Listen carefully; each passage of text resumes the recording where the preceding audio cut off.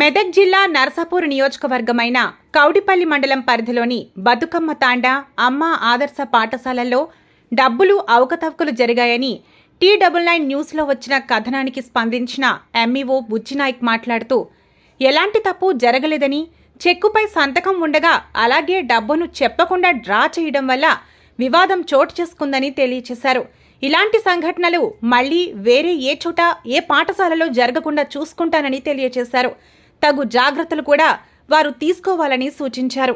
వార్తపై ఈరోజు బతుకమ్మ కుంట తాండకి సందర్శించడం జరిగింది. మరి బీఓ గారి సమక్షంలో తర్వాత ఏపీఎం గారి సమక్షంలో ఒక తీర్మానం చేసుకొని మరి డ్రా చేసిన అమౌంట్ విషయం పైన కూడా చర్చించడం జరిగింది.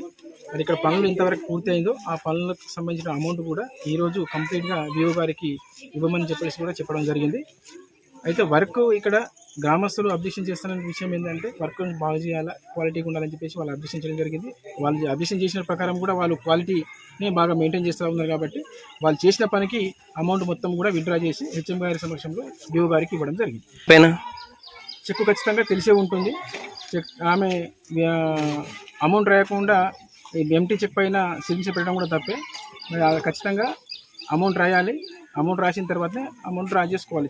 చెక్ ద్వారా కూడా అమౌంట్ ఎవరు కూడా డ్రా చేయకుండా వీల్లేదు. ఖచ్చితంగా అకౌంట్ పేనే చేస్తాం. ఇంకా ముందు భవిష్యత్తులో ఇలాంటి స్కూళ్ళల్లో ఎలాంటి పొరపాట్లు జరగకుండా మీరు ఏమైనా విషయాలు తెలియాలనుకుంటే ఇలాంటి విషయాలు ఏంటంటే మేము మా ప్రధాన ఉపాధ్యాయులకు ఏం చెప్తున్నానంటే ప్రతి విషయం కూడా అమౌంట్ ఎవరు కూడా క్యాష్ రూపంలో డబ్బు రూపంలో విత్డ్రా చేయకుండా ఖచ్చితంగా అకౌంట్ పే చేయాలని చెప్పేసి ఇన్స్ట్రక్షన్ ఇస్తాము.